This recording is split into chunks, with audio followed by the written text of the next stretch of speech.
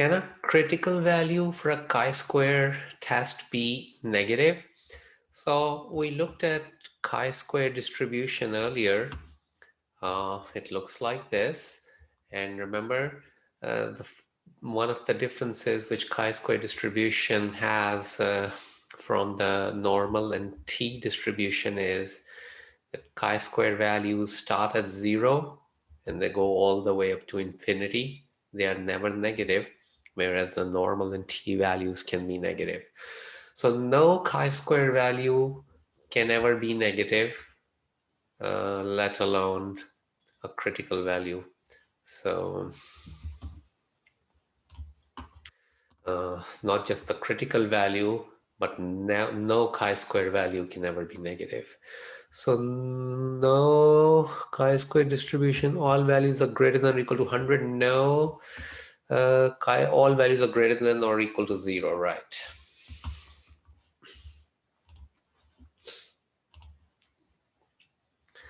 Okay. State whether the standardized test statistic allows you to reject the null. So they are telling us that the standardized statistic is 23.687. And we have the same rule that although they're not telling us over here, but they mean this value and this value to be the critical values. So the rule is the same, that does the test statistic lie in this critical region or not? This critical region over here and over here in the two tails, that's the rejection region. So let's see where the 23.687 lies. So 23.687 will be greater than 23.685. So it will be into this region.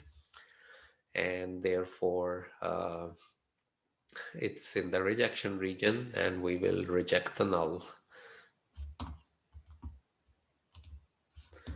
So yes, reject the null because the standardized is in the rejection region. Critical region is called the rejection region. And that's the region cut off in the tails by the critical values. Determine the critical values of these tests for a population standard deviation. So critical values are always done through calculator. If you are dealing with z values, then you do the normal calculator. If you are dealing with the t values, then you use the t calculator. And if the population standard deviation is being investigated, it means you are using the chi-square critical values.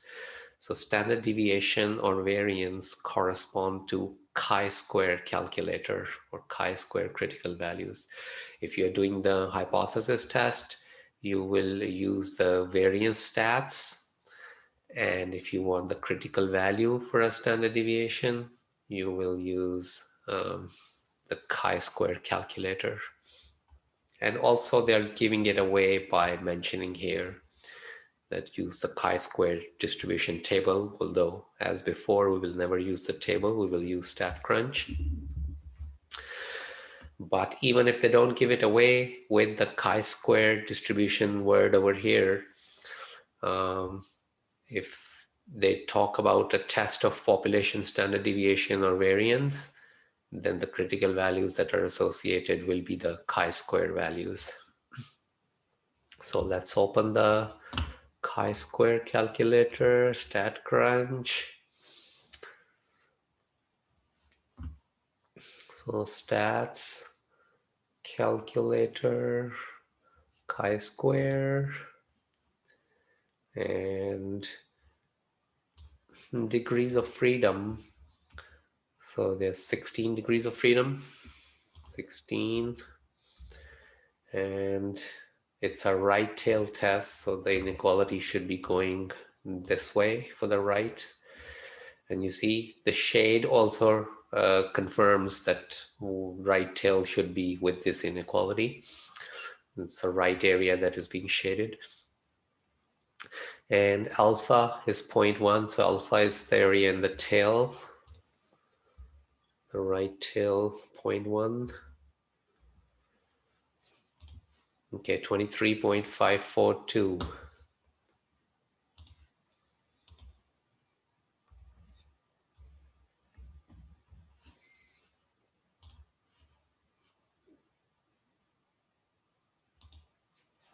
Oh, 542, I said, I wrote 3.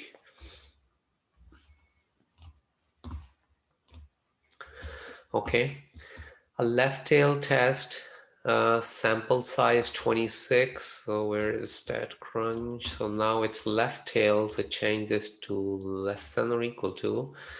And now sample size is given to be 26, and degrees of freedom, you know, is 1 less than the sample size, so that'll be 25.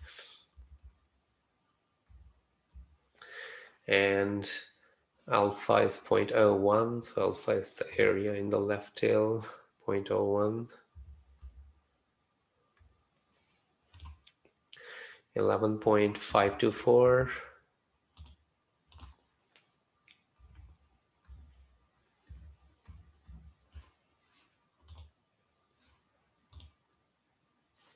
Okay. So now, lastly, we have two-tailed, sample size 30, alpha 0.01. And remember, two-tail is done slightly differently because now, since the area is in both the tails, so we can't just put a single tail area.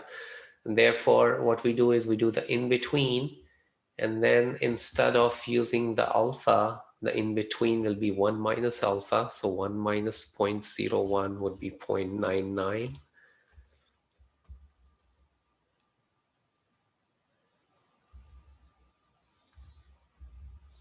And the degrees of freedom will be 30 minus 1, so that's 29.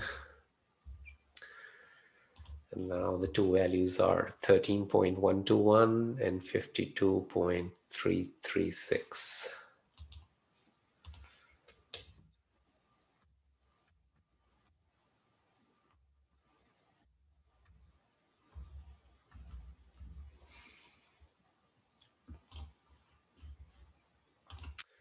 13.121.